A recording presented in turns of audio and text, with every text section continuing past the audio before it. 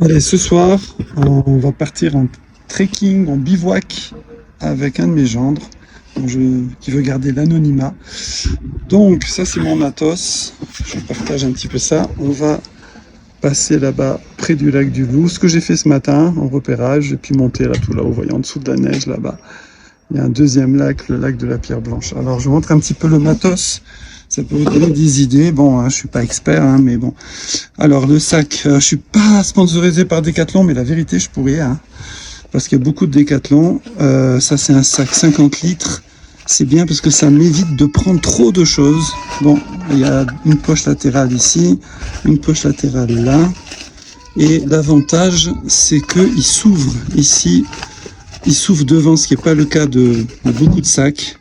Voilà, il y a une petite poche ici, donc c'est assez pratique. Alors, pour le couchage, on a je sais pas comment ça s'appelle, là, des paillasses là, pour dormir. J'ai ma peau de mouton aussi, que je mets soit dessous, soit dessus. On verra. Ici, c'est un sac de couchage Simon, moins 5 degrés. Moi, je suis très frileux la nuit, donc pour moi, c'est même pas suffisant. Ici, alors ça, c'est une folie. C'est One Tigris, c'est un poncho qui fait demi-tente. Mon gendre a l'autre de moitié, donc on peut les zipper ensemble et ça fait une petite tente. Ou ça sert de poncho. Donc c'est vraiment la grande mode d'utiliser des ponchos à la place des tentes parce que ça a une double utilisation.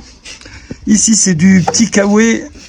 Voilà, parce qu'en multicouche, la nuit, je dors avec ces deux petits kawaii plus ma doudoune Decathlon qui est normalement 0 degré statique. Mais bon, je pense qu'ils ont été généreux. Toujours la petite couverture de survie. Et oui, je la réutilise. J'en ai une autre neuve quelque part. Jamais en dessous. Ça m'isole du froid. Les bâtons, ils sont magnifiques.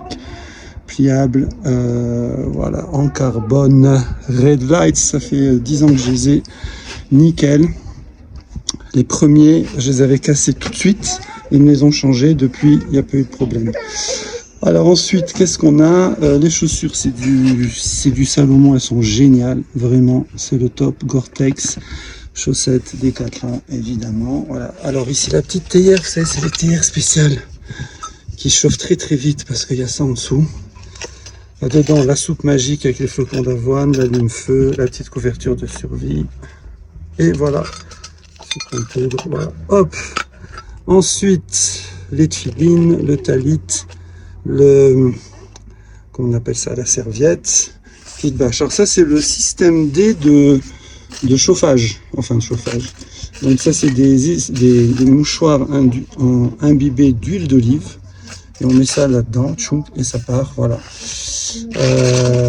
Ça c'est dédicace à Alexandre. On a fait un barbecue en utilisant je crois 50 assiettes, ça brûle très bien.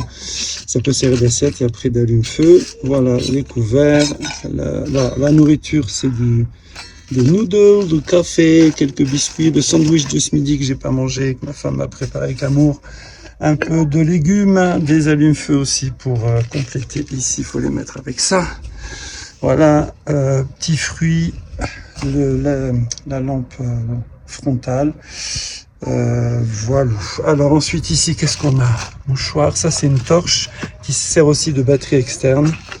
Ici, ma liseuse pour m'endormir, les jumelles pour garder les cheveux, les marmottes, les toilettes et des trucs imbibés. Là, petite lampe de secours, toujours de la ficelle, chargeur d'iPhone, Doliprane, magnésium. Ça c'est la gourde que je mets à la ceinture et qui a aussi une petite gamelle. Je crois qu'on a... Ah ouais, puis ça c'est le masque avec les boules qui et tout. Voilà, donc on a fait le tour.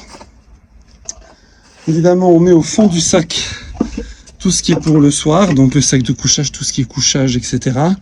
Et en surface et dans les poches extérieures, on met ce dont on aura besoin dans la journée. Let's go!